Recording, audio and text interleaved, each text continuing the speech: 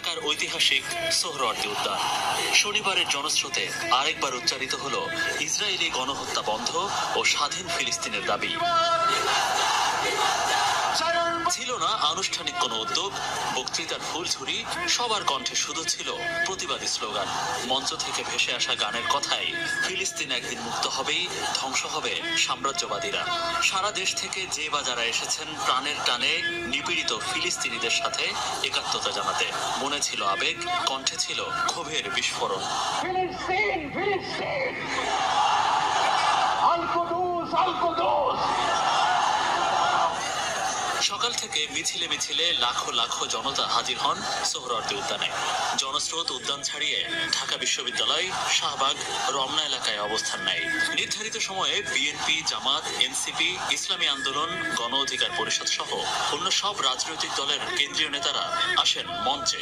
ফিলিস্তিনের পতাকা হাতে মার্চ ফর গাজায় একাত্মতা জানান সবাই। ঘোষণাপত্র পাঠ করেন আমার দেশ পত্রিকার সম্পাদক মাহমুদুর রহমান।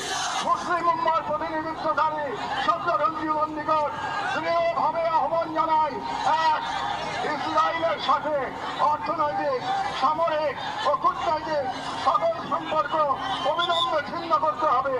দুই, জারণবাদী রাষ্ট্রের বিরুদ্ধে বাণিজ্যিক অবরোধ ও নিষেধাজ্ঞা আরোপ করতে হবে। কথা বলেন, স্লোগান ধরেন স্বনামধন্য ইসলামী চিন্তাবিদরাও। আমাদের মধ্যে বিভিন্ন বিষয়ে চিন্তাগত মতপার্থক্য, ভিন্নতা থাকতে পারে, কিন্তু মাজলুম ফিলিস্তিনিদের স্বাধীনতা, তাদের অধিকার, গাজার মাজলুমের বিরুদ্ধে জুলুম বন্ধের দাবিতে আমরা প্রত্যেকটা বাংলাদেশের মানুষ, ধর্ম, বর্ণ নির্বিশেষে আমরা প্রত্যেকে তাদের সাথে সংহতি প্রকাশ করছি। ভৌগোলিকভাবে আমরা ফিলিস্তিন থেকে অনেক দূরে হতে পারি, কিন্তু আজকের এই জনসমুদ্র প্রমাণ করে আমাদের এক একজনের হৃদয়ে, বুকের ভেতরে বাস করে এক একটা ফিলিস্তিন।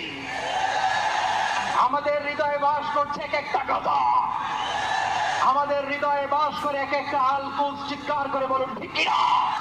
মার্চ ফর গাজা কর্মসূচির সভাপতিত্ব করেন জাতীয় মসজিদ বায়তুল মোকাররমের খতিব মুফতি আব্দুল মালেক। নিরীহ ফিলিস্তিনের উপর জুলুমের অবসান চেয়ে আল্লাহর দরবারে হাত তোলেন আগতরা।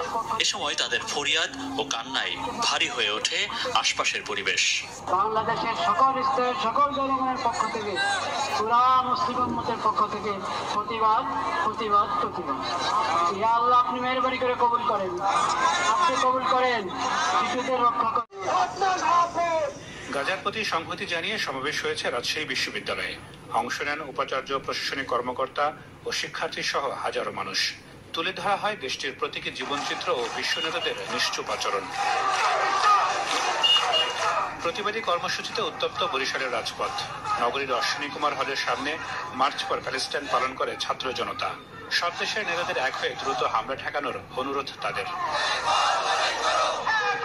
রংপুর টাউন হলের সামনে থেকে শুরু হয় বিক্ষোভ।